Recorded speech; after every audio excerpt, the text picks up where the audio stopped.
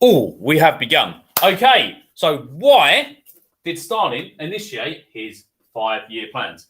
Well, obviously, it starts with Stalin winning the leadership battle. And when he wins this leadership battle, Russia is in a very poor state. Okay, and you got to think why. Okay, World War One, the Russian Civil War. Then you have kind of 4 wasted years of a leadership battle when everyone's trying to take control. Okay, and in this time, in the Roaring '20s, you got to think in America and in Europe. Okay, the industry is growing; it's massive. All right, you've got all these global capitalist powers and they're doing very well. So other successful countries had already industrialized, whilst Russia was historically known as the giant on clay legs. Okay, had a massive population, which obviously meant in terms of war, you didn't really want to go to war with Russia because it might take them a long time to get mobilized. But when they started coming for you, okay, just that raw manpower was something that you had to factor in. However, Russia still really hadn't industrialized. There's a few industrial centers around Moscow and Petrograd and Smolensk, but still massive parts of Russia hadn't been, particularly Siberia. Okay, so modern armies were dependent on industry, for success. And Russia in World War One had a very poor record, okay, especially against the Germans. You think how industrialized the Germans were, okay? So this was all a bit of a learning curve.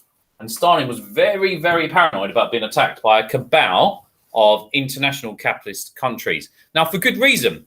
When the Russian Revolution happened in 1917 October, they were immediately attacked by foreign powers, okay, supporting the White Army. So if you're thinking about it, really, the fact that he was paranoid, well, I think he was given sufficient reason to be so. Now, the USSR had to make 100 years of progress, to catch up. So that's the USSR, that's Usain Bolt there, and he was going to do it. He had the willpower and now the control to push this through. All right, he'd collectivized.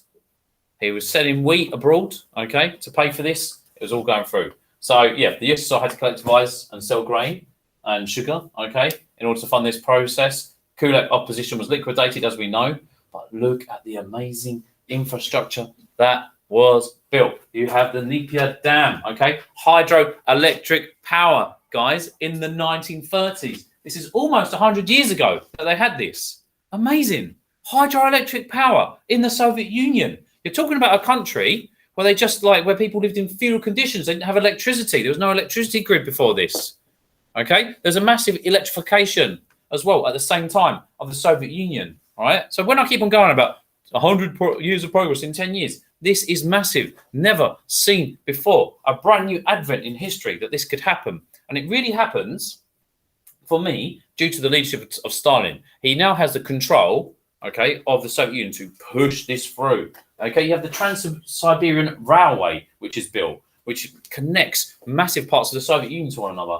And you have an underground built in Moscow, okay, which is more beautiful, okay, and better, really, than what you see in London today. People who've been to Moscow often talk about the underground and how brilliant it is, okay? So this is, these are the products of this, but more than this, okay, it's the industrial output of the USSR. My goodness, how many tanks could they build in World War II, in that great patriotic war?